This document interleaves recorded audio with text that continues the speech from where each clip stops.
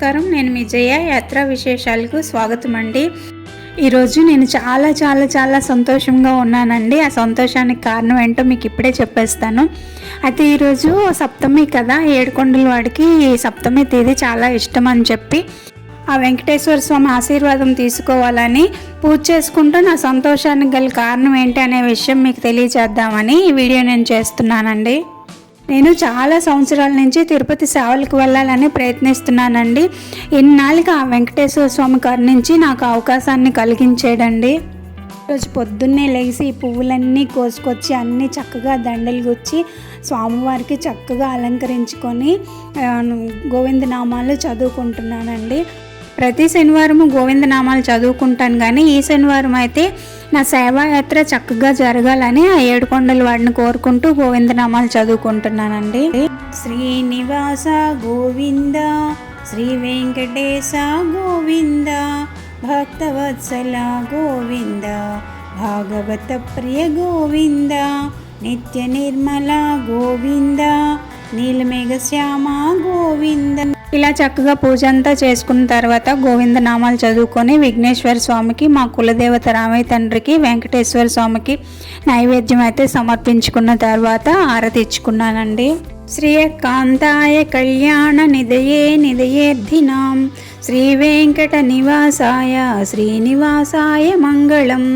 లక్ష్మీ సవిభ్రమాలోక సభ్రూ విభ్రమ చక్షుషే సర్వలోకానాం వెంకటేశాయ మంగళం. ఊరు పొలిమేరలు దాటి ఎక్కడికి వెళ్ళినా సరే గ్రామదేవత ఆశీర్వాదం అయితే ఖచ్చితంగా తీసుకోవాలండి. అందుకని అమ్మవారి గుడికి వెళ్ళడానికి పసుపు కుంకాలు, ముర్రాటు ఈ విధంగా తయారు చేసుకుంటున్నానండి. ఇలా బ్యాగ్లో అన్నీ సర్దుకుంటున్నానండి. అమ్మవారు అనగానే పసుపు కుంకాలు, అగరబత్తీలు, కర్పూరము, ఒత్తులు, నూనె అన్నీ అయితే పెట్టుకున్నాను. పొద్దున్నే లేచి పాచి పనులన్నీ చేసుకొని ఈ పువ్వులన్నీ కోసుకొచ్చి దండలు గుచ్చేసరికి చాలా టైం పట్టేస్తుందండి. ఎంత శ్రమ అయినా కూడా సంతోషంగానే చేస్తానండి. ఎందుకంటే ఆంధ్రాలో లాగా మాకు పువ్వులు అయితే దొరకవండి. పెరట్లో పూసిన పువ్వులు ఆ భగవంతుడికి సమర్పిస్తే ఆ సంతోషమే వేరే అండి. ఈ విరజాజులు చూడండి, మాలగా కట్టేసరికి చాలా టైం పట్టేస్తుంది. ఇవైతే అగిస్తు మొక్కలండి, అవిసి పువ్వులు అంటాం కదా, మనం కార్తీక మాసంలో విష్ణుమూర్తికి ప్రీతికరమైన పెడుతుంటాము. చెట్టు మా పెరట్లో ఉన్నదండి. ఈ పువ్వుల కోసం కార్తీక మాసంలో ఆకులు కావాలి, పువ్వులు కావాలని చాలామంది వస్తుంటారు. కార్తీక మాసంలో ఈ ఆకు కూర వండుకుని తింటే మంచిది అంటారండి. అందుకని టెంపుల్ దగ్గర ఉంటే ఎవరికి కావాలంటే వాళ్ళు తీసుకెళ్తారని చెప్పి నేను అక్కడ నాటిద్దామని తీసుకెళ్ళిపోతున్నాను.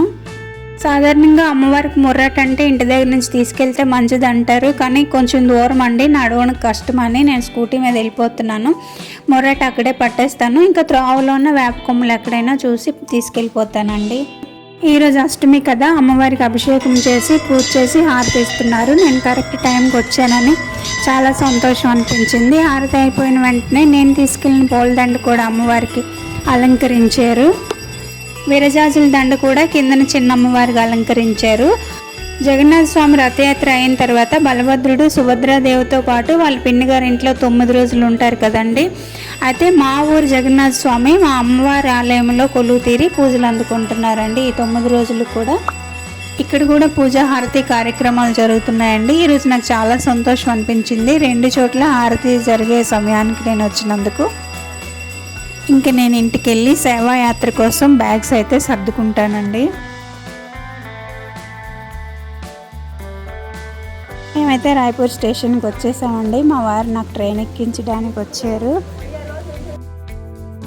ఇదిగోండి మా గ్యాంగ్లో కొంతమంది ఇక్కడ ఉన్నారు, ఇంకొంతమంది వేరే ప్లేస్లో ఉన్నారు. మొత్తం మేము 14 మెంబర్స్ అనమాట. మేము వెళ్ళాల్సిన ట్రైన్ ఇదేనండి, బిలాస్పూర్ టు తిరువెన్వెల్లి.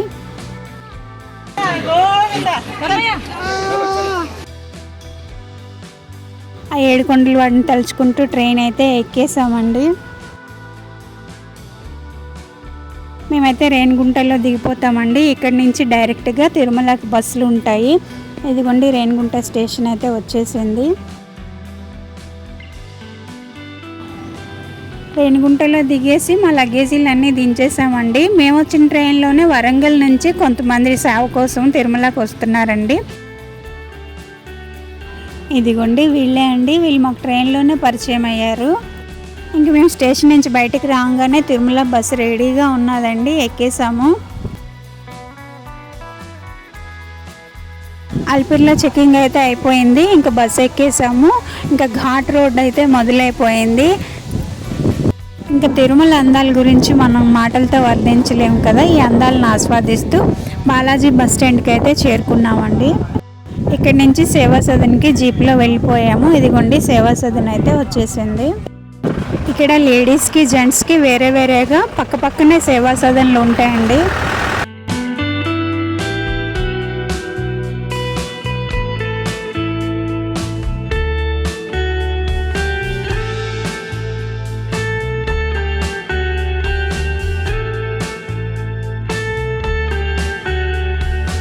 సేవా సదన్ చుట్టూ ఉన్న గులాబీ తోటలు, గ్రీనరీ చూస్తుంటే ఇంకా భోజనం కూడా అవసరం లేదు, ఇక్కడే అలా ఉండిపోవాలనిపిస్తుందండి, అంత ఆహ్లాదకరంగా ఉన్నది.